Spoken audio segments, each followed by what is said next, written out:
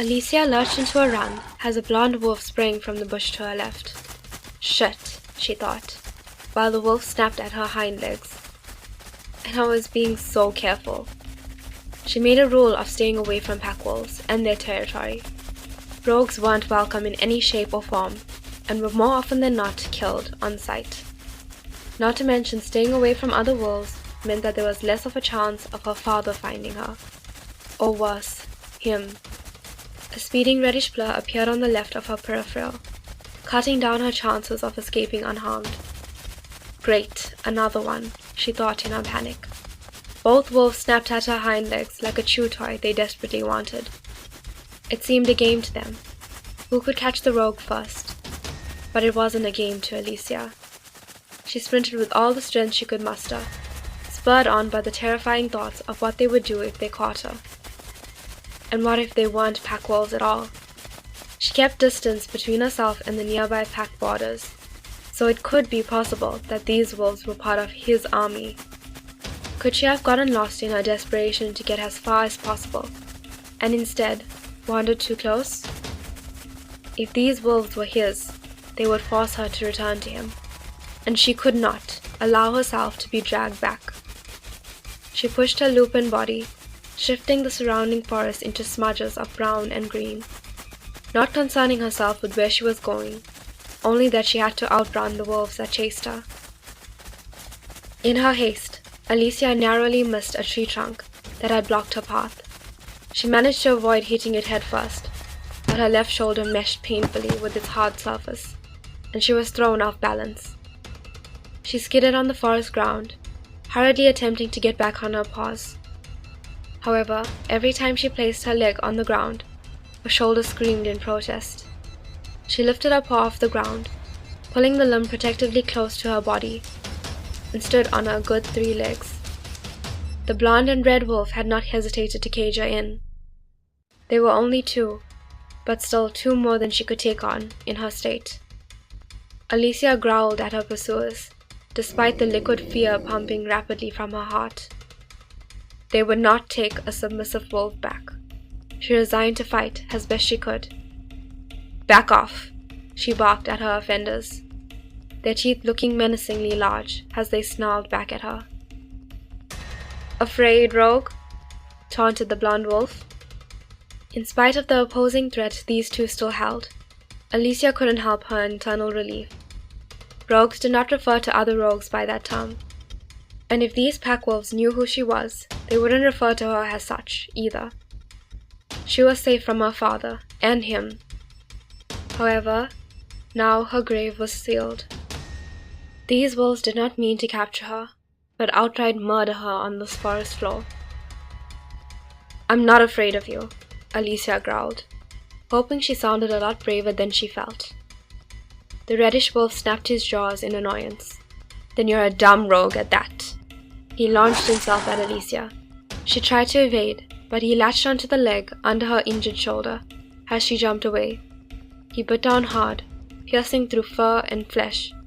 Alessia let out an involuntary whine of pain, thrashing in an attempt to escape him, but that only caused him to clamp down on his new plaything.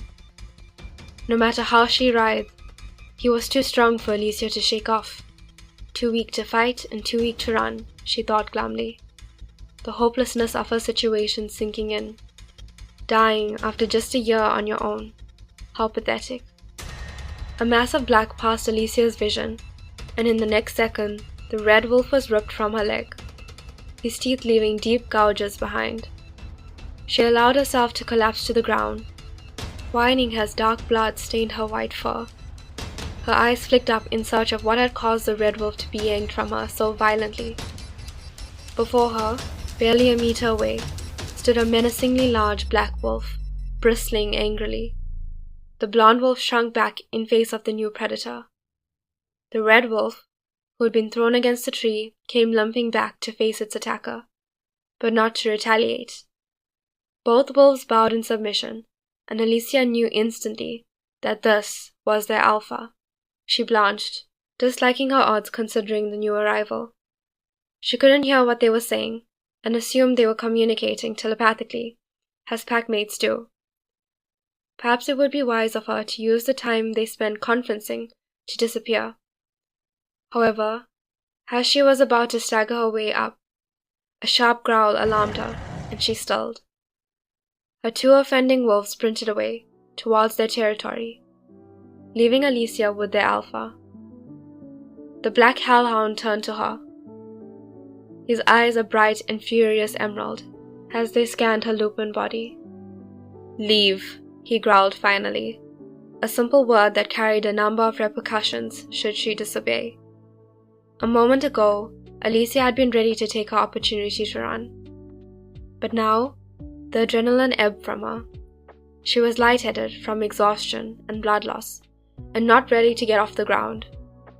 "I'm not in your territory," she quipped, tiredly, and turned to her injury. She licked a stripe of the bloody wound and grimaced at the taste of her own blood. The alpha tensed, his claws dug into the dirt. "But you're closer than any rogue should be. Are you a spy for Ethan? Answer quickly, rogue, before I rip out your throat," he snapped. But the threat was not what made Alessia freeze in horror. She had hoped to never hear that name again, as long as she lived. "What did you say?" "Don't play dumb, rogue," he snarled savagely. "Were you looking for information to take back to your master?" Irritation flared in Alessia. She stomped her paw on the ground in an attempt to stand, but soon realized the movement was a mistake and fell back to the ground in frustration. The alpha made a strange motion as she moved, jerking forward as though to stop her from escaping. Some alpha, afraid of a scrawny she-wolf bleeding at his feet. "Listen to me, alpha," she spat, emphasizing the word mockingly. "I have no master. I don't report to anyone, and I don't take orders, or submit myself to self-absorbed alphas just because you got some hand-me-down makeshift throne, which makes you think you're entitled to treat everyone else as inferior." She tried again to struggle to her paws, taking care this time not to place weight on her injured limb. "You pack wolves and your corrupted systems. You look down on rogues like you're so good, but just look at your packmates, picking on me even though I'm defenseless. You're a rogue close to our territory. For all we know, you came to steal or attack or—" Alessia morphed back into her human form, blood quickly starting to soak in her black t-shirt as she cradled her left arm against it. She met the alpha's eyes, having to crane her head to the giant wolf. "I'm human too," she said sternly. "Not a wild animal, just because I'm not in a pack." Alessia sucked in a deep breath as she combated the pain she was in. "In any case, I don't expect you to understand. I'll leave you to your misguided beliefs." It was time to go, before the alpha lost his patience. Her cave called to her along with the rest that awaited. She could recover peacefully without pack members breathing down her neck. If only the black spots didn't begin to cloud her vision, and a dizziness hadn't commandeered her head after the first few steps she took. "I must have lost more blood than I thought," Alessia considered distantly, as her body tilted sideways. She could hear her own heartbeat, too loud in her chest, felt her body fall, slow as though in water. She waited patiently for the impact, expecting it to be painful, like everything else in her life was. But the ground had not met her. As the light faded, she caught glimpses of dark hair, a conflicted expression, and striking green eyes.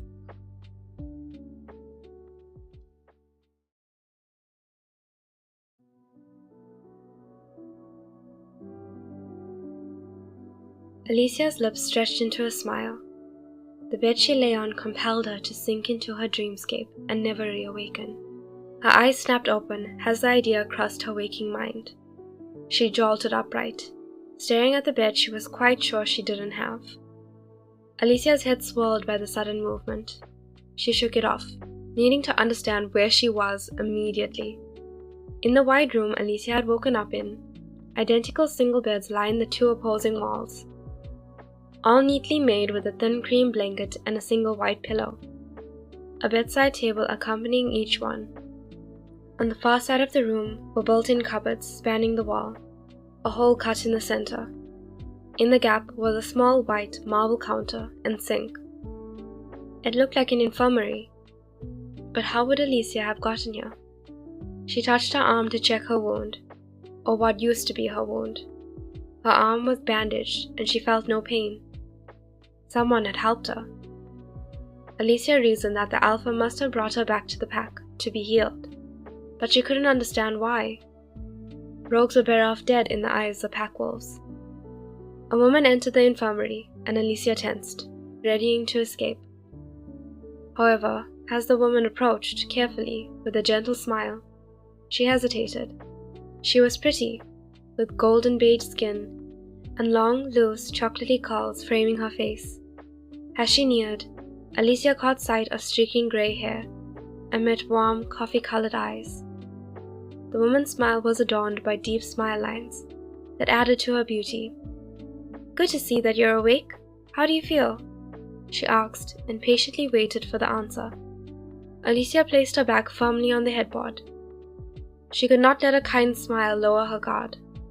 "I'm fine," she said shortly, a suspicious stare projecting that she did not trust this woman's amiability.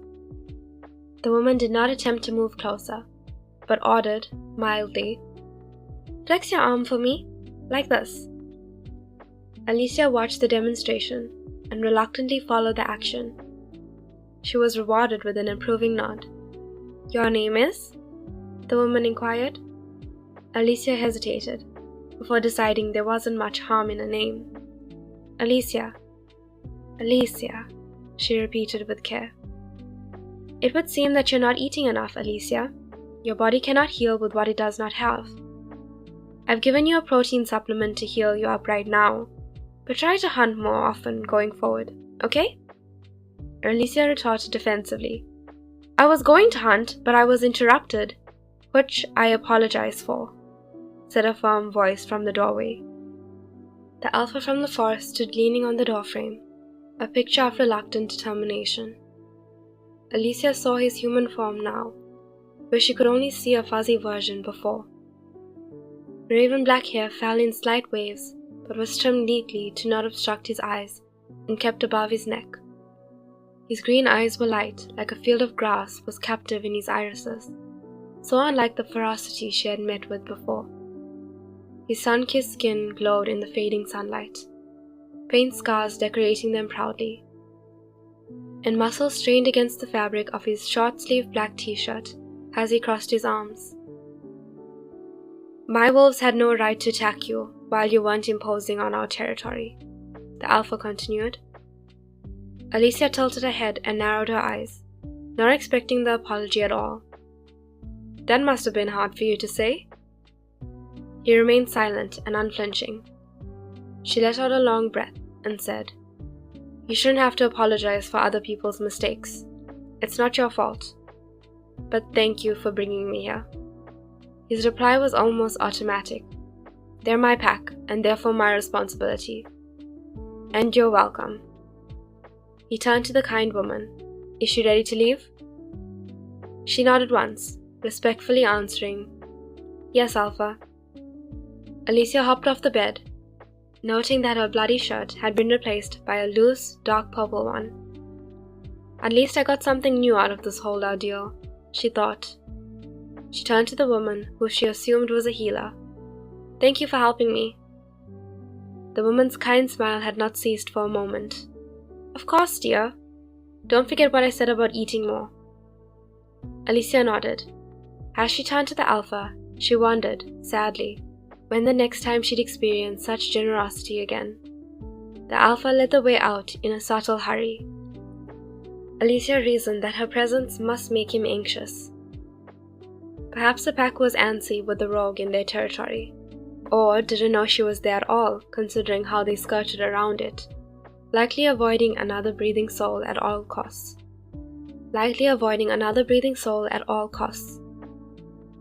Alessia wanted to laugh at how ridiculous it was for this Alpha to be hiding that he'd saved her from his pack. He'd done a good deed, likely the only wolf for miles that would have given a second glance to a rogue. And yet he felt the need to conceal it. The system truly was corrupt, like they had talked about. A thought popped into Alessia's head. "What did you mean by Ethan's spy?" she asked tentatively. The Alpha paid her only an assessing glance and a raised eyebrow. Shouldn't a rogue know about an uprising of her own people?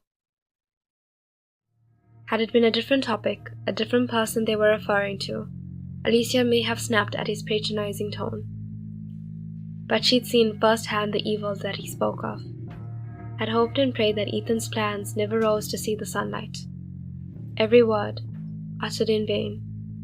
Suppressed images of burning houses and broken bodies bloomed in her head, causing the breath to solidify in her lungs, and her heart to beat out of her chest. In the midst of the panic, she could see as clearly as a blood moon Ethan, smiling sadistically amongst the chaos he bred. "I need to get out of here," she breathed with the little air she could spare. She intended to run, to escape any place with the potential to attract that awful man. But the Alpha caught her arm. "What do you know?" he demanded. Alessia yanked at her arm, but the Alpha's grip was ironclad. "I don't know anything. Let me go," she pleaded in her stricken state, knowing that speaking would only turn Ethan's bloodlust to her. For all Alessia's struggling, the Alpha had barely moved. He stared intently at her until her fighting slowed to heavy breathing. "You're afraid of him? Why?" he questioned calmly, as though he wasn't clamping her wrist as he spoke. "I'm not," Alessia blurted defensively, but tasted the bitterness of the lie. The Alpha let go of Alessia's arm, and she stumbled back slightly. "The only way to get over fear is to face it," the Alpha said, staring at her like he'd spoken the most mind-altering wisdom, and expected her to fall at his feet in agreement. Alessia glared at him incredulously. "That's easy for you to say. You don't understand what it's like to fear someone stronger than you." The fury that had lit his eyes in the forest dripped into his gaze. He spoke evenly, but with an edge that could cut steel. "I do know what it's like. I know that Ethan has an army of rogues, a force that we've never known before. I'm afraid they're more than the packs can take, that they will decimate this place we call home. I don't expect you to know what a home is. You obviously didn't care enough about yours not to leave, but I care about this one. So if you have even a shred of actual human compassion, like you spoke about so boldly in the forest, then you'll tell me what you know about Ethan." Alessia hated the way he talked down to her, the way pack wolves always considered themselves superior to rogues, when they were the ones without compassion, when they didn't understand that no one would leave their home without feeling like they had no other choice. Alessia crossed her arms defiantly. "I don't know anything." The Alpha's eyes narrowed, his demeanor calm, but Alessia sensed the storm sparking in his eyes. His next words were calculated and precise, and stung like concentrated venom. "That lady who healed you, she'll be in danger too if Ethan's army attacks. So will her family, her children. Are you really going to walk away without helping her? When she helped you?" Alessia faltered. "That's not fair. That wasn't my fault." Her nails dug into her arms. The image of the healer's kind eyes floated in her mind. "So if it wasn't, does she deserve to be killed?" he asked quietly. "If you know something, anything about Ethan's plans, you could save lives." Alessia stared fixatedly at the ground, avoiding the Alpha's eyes. "You don't play fair," she said numbly, the image of what she'd witnessed flashing in her mind. But now with the healer's body added to the pile, she'd been the only one in months to treat Alessia like a person, and it didn't seem right to leave without at least trying to prevent the gruesome fate that may lay ahead. The Alpha waited silently for Alessia's answer, apparently finished with his pitch, his manipulation, and watching it work. Alessia huffed. She hated men. "If Ethan finds me," she began, "he'll kill me. I'll tell you what I know, but I'm not sticking around for the war." The Alpha had barely moved, but in his next breath, a little tension released from his shoulders. "Thank you," he said crisply. But Alessia could hear the tints of gratitude. "My name is Jake Deloria." "Alessia Apak," Alessia replied politely. He inclined his head in acknowledgement and turned towards his pack. Alessia followed, a sense of dread weighing down her feet.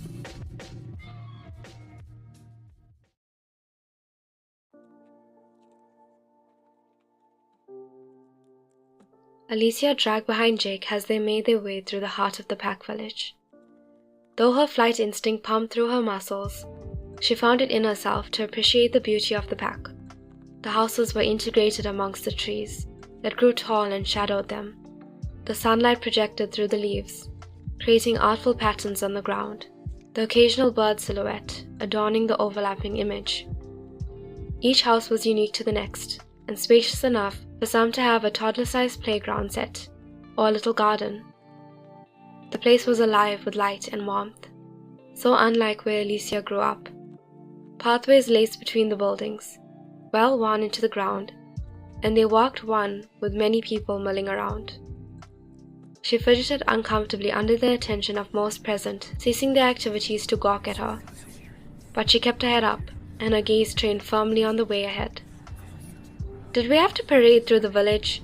Everyone is looking at me weirdly," Alessia whispered to the alpha. He didn't turn to her, but replied, hushed. "There's no way to the council building that won't have people. Had there been, I would have taken it." Observing him, Alessia realized that this must be hard for him as well, having what was considered the enemy at the heart of the place he was meant to protect. These people would never trust her, or what she had to say. So why did he trust what she had to say? As they walked, a large circular building came into view. Even from a distance, the structure emitted power. It was mainly cream, with supporting columns on its circumference. From where she stood, the building looked like two concrete discs connected by thick pillars. The council building. As they neared, Alessia noticed that along the circle of the first step were dark smudges, like equally placed dots. She wondered if it was meant to be a decoration of some sort, until she came close enough to see that they were handprints. She turned to Jake, pointing at the horrifying display. "That's not blood, is it?" Jake confirmed nonchalantly. "That is blood." Alessia faltered, looking at it. "I don't suppose you have a ghost or something wandering around making those, because if you do, I'm out."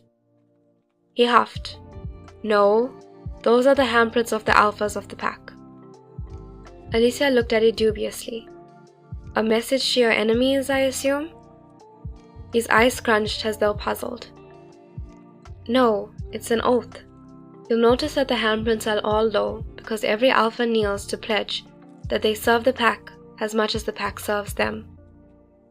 Alessia nodded and then asked curiously, "So what happens when the steps gets finished?" "That is classified," he said dismissively. Alessia snorted. "What you mean to say is that you don't know." He remained silent, but the ends of his lips were turned up in a secretive smile. It was the first time he'd smiled since she'd met him. It was small and short-lived, but she wondered if Jake was the type of alpha who smiled, or one who showed no mercy, like hers. The brief smile vanished suddenly. Alessia snapped her head forward, hoping her staring had not been obvious. Standing at the entrance of the council building was a man that looked less pleased to see her than the village people. The man glared as they approached, his eyes dark like two balls carved out of mahogany. His skin was a deep brown, and his hair twisted in tiny, tight curls at the top of his scalp, but shaved low at its sides. Once they descended the steps and stood in front of him, Alessia noticed that the two could have a conversation over her head if they wanted, and internally sulked. "Why did you bring a rogue into the pack, Jake?" he demanded, as though his choice was personally offensive to him. Alessia was astounded that he would dare address his alpha in such a tone. She expected Jake to retaliate, but he merely sighed, exasperated. "I'll explain inside. Has the council assembled?"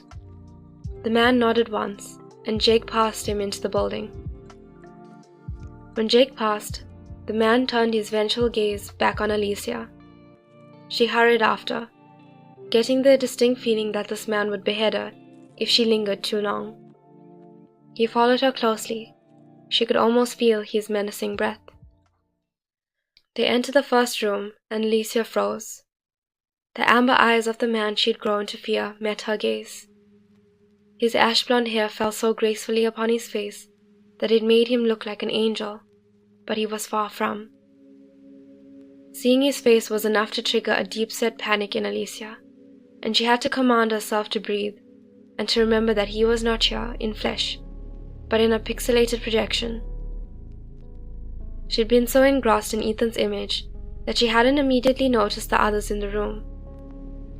Ethan stood translucently on an oval table, which was surrounded by a mixture of men and women, all varying in age, but sharing similar looks of confusion and distrust.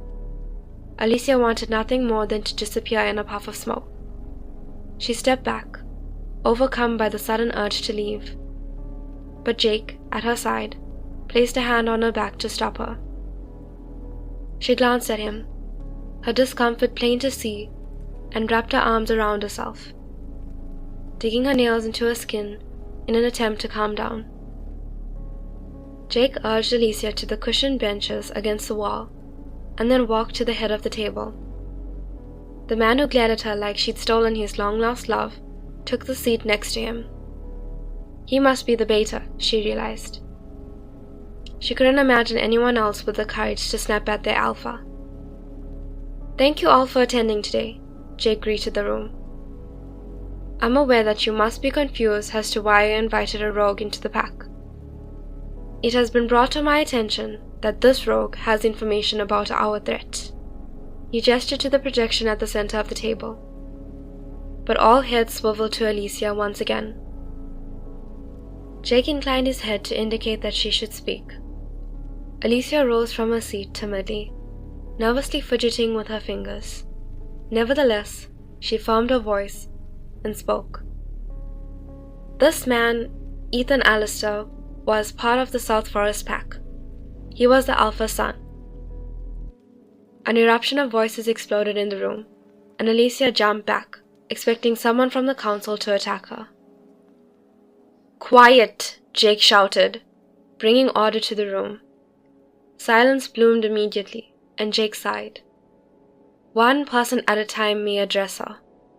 An elderly man who looked closer to death than life protested first. "This is ridiculous. The South Forest Pack is our ally. Surely they would have told us if they knew anything about our threat. She speaks lies." A shot of anger darted in Alessia. She hated anyone calling her a liar. She turned to the image of Ethan and pointed at his neck, where the edge of a dark mark was barely visible. "There. The South Forest Pack marks the next alpha with a black circle." A woman spoke up, waving her hands wildly as she accused. "She is a spy! How could she know of such information? She must be trying to pin the packs against each other for Ethan." There were shouts of agreement around the table, but then Jake stood up abruptly from his chair, and all sound was sucked out of the room again. When he spoke, Alessia heard the frustration he was combating within his voice. "The rogue has no reason to lie.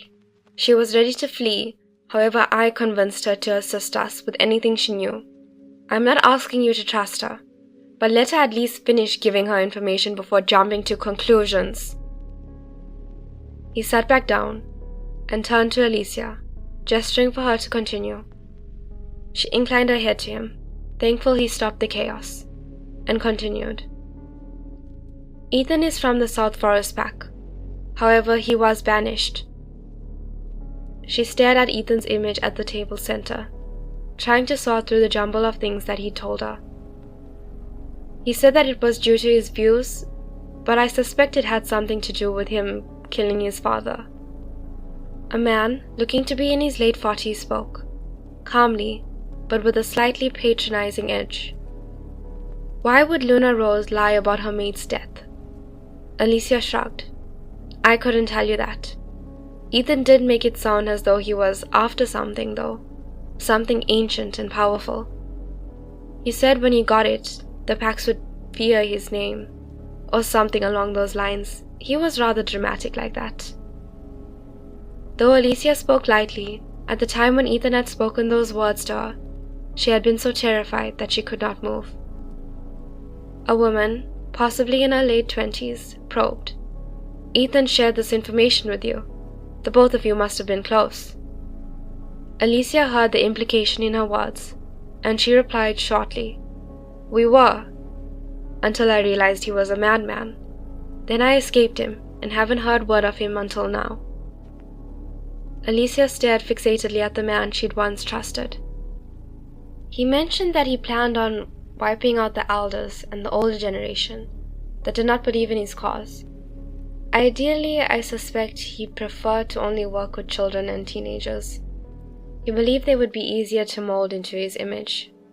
She frowned when she could think of nothing else, though she racked her brain to remember any of the other madness Ethan had spewed that night. I'm sorry, but I can't think of anything else. I shall be on my way. She glanced at Jake, expecting some sort of escort, knowing they wouldn't allow a rogue to stroll freely through the pack village. But a man next to Jake, not the beta, spoke. How do we know you're not just spewing nonsense for Ethan to get us off our guard? Alessia shrugged. I suppose you don't. I didn't expect you to heed my words, but your alpha convinced me to say what I know, and I have. Do with that what you will. We can't just let her leave, a woman at the far side blurted out, like the idea was insane. Excuse me? Alessia questioned with astonishment. People around the table murmured in agreement. She could be in line with Ethan. We should keep her here until we're sure we can't use her. She is a rogue after all and can't be trusted. The previous peace that Alessia had forced herself in shattered. She looked to Jake, expecting him to shut down the outrageous notion of keeping her there, only to be horrified by the conflicted look upon his face. You promised that I could go free, she said desperately. Jake turned to Alessia, his expression nonchalant. He may face her, but his eyes refused to properly meet hers. I didn't make that promise. They aren't wrong. You could be misleading us. If you were to stay here while we sort through the facts, then we can prove you aren't in league with Ethan. It isn't safe to have a rogue among us. We must keep her in the prison, the beta said, obviously disliking the idea that Alessia was even still alive. Her heart thumped hard against her chest. They were going to cage her, keep her prisoner here for who knew how long. Maybe until she died. No, Jake objected firmly, his voice loud and radiating authority. We don't know that she's lying. We will investigate the facts. If she is found guilty of creating falsehoods, we will punish her accordingly. But if she is telling the truth, I would hate to have thrown her into the prison for no good reason. Therefore, he straightened, seeming burdened by the weight of his decision. I will take responsibility for her, and she can stay with me, as I brought her here. The beta leapt up, staring at his alpha in disbelief. Are you insane? That could have been her plan all along. Get you alone and wait for night, then claw at your throat as you sleep. Jake did not pay his outburst much heed. I doubt that she would be able to sneak up on me, even if that was her plan. I am not so dull in my senses, Dylan. Alessia's throat burned. She hears the creaks of the heavy metal gate, shutting her from her freedom. Her body urged her to run, but she knew that would be of no use. If she ran, it would show that she had something to hide, even if she didn't. They'd need no reason to kill her, they just would, without a care in the world that she'd risked her life to come there, to give them the truth. Tears flooded her eyes, but she hastily blinked them away, refusing to let these snobbish, prejudiced people see her cry.